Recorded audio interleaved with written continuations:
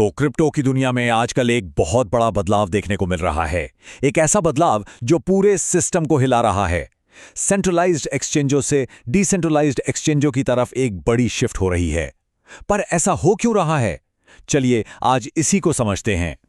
देखिए, ये जो बात कही जा रही है ना कि निवेशक अब सेंट्रलाइज्ड यानी सीईएक्स को छोड़कर डिसेंट्रलाइज्ड मतलब डेक्स की ओर जा रहे हैं, यही आज हमारी पूरी बातचीत का सेंटर पॉइंट है। और ये कोई छोटा मोटा ट्रेंड नहीं है, समझिए कि ये एक बहुत बड़ा एक तरह का भूकंपीय बदलाव है। तो सवाल ये उठता है कि इसका असल में मतलब क्या है, और सबसे ज़रूरी बात कि आखिर ऐसा हो क्यों रहा है। अच्छा, इस पूरी शिफ्ट को अगर सही से समझना है तो हमें पहले इसके दो मेन प्लेयर्स को जानना होगा, CEX और DEX। तो चलिए शुरू करते हैं और एक एक करके इन दोनों की दुनिया को समझते हैं। तो सबसे पहले बात करते हैं सेंट्रलाइज्ड एक्सचेंज यानी CX की। अगर किसी ने भी कभी क्रिप्टो में ट्रेडिंग की है या खरीदा बेचा है तो बहुत ज़्यादा चांस है कि उन्होंने CX का ही इस्तेमाल किया हो। कह सकते हैं कि ये क्रिप्टो की दुनिया का जाना पहचाना ट्रेडिशनल मॉडल है। इसे ऐसे समझ सकते हैं, CEX मतलब एक ऐसा ऑनलाइन बाजार जिसे कोई एक कंपनी चलाती है और उसी का पूरा कंट्रोल होता है। बिल्कुल वैसे ही जैसे कोई बैंक हमारे पैसों को मैनेज करता है, ठीक वैसे ही एक CEX हमारे क्रिप्टो को मैनेज करता है। मतलब सब कुछ एक सेंट्रल पावर के हाथ में है। तो होता क्या है CX मॉडल में? देखिए, ये एक भरोसेमंद बिचौलिए की तरह काम करता है। मतलब लोग अपने फंड्स और ट्रांजैक्शंस के लिए उस एक कंपनी पर भरोसा करते हैं, और ये काफी आसान भी लगता है, बिल्कुल किसी ऑनलाइन बैंक अकाउंट की तरह। लेकिन यहां एक बहुत बड़ी बात है, वो ये कि फंड्स पर असल कंट्रोल यूजर का नहीं होता।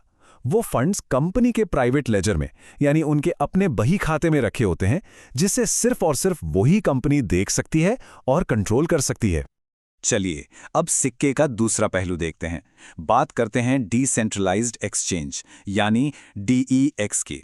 यही वो नई दुनिया है जिसकी तरफ निवेशक खिंचे चले जा रहे हैं, और ये CEX से एकदम अलग है।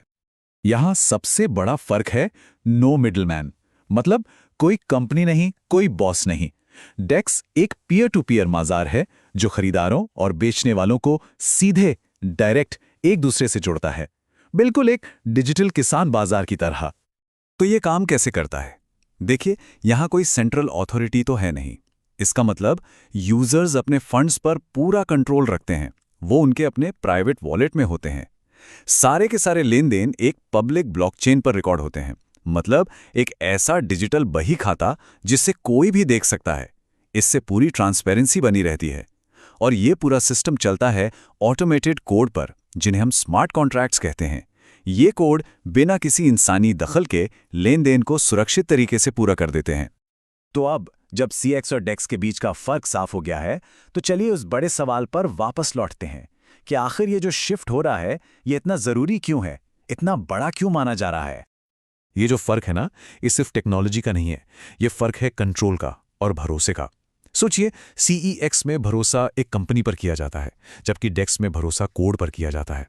CEX में कंपनी यूजर के फंड्स अपने पास रखती है, जिसमें हमेशा एक रिस्क बना रहता है।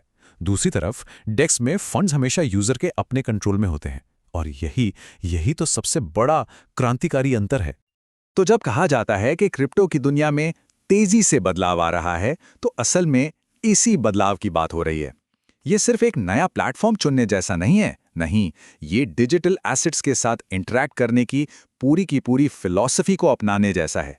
एक ऐसी फिलॉसफी जो यूजर के कंट्रोल और ट्रांसपेरेंसी को सबसे ऊपर रखती है। और यहीं पर एक बहुत बड़ा सवाल खड़ा होता है कि अगर सेंट्रलाइज से डिसेंट्रलाइज सिस्टम की तरफ ये जो शिफ्ट है, ये ऐसे ही चलता रहा, तो इसका असर सिर्फ क्रिप्टो पर नहीं बल्कि फाइनेंस के पूरे भविष्य पर क्या पड़ सकता है, ये एक बहुत बड़ा सवाल है सोचने के लिए। आज के लिए बस इतना ही।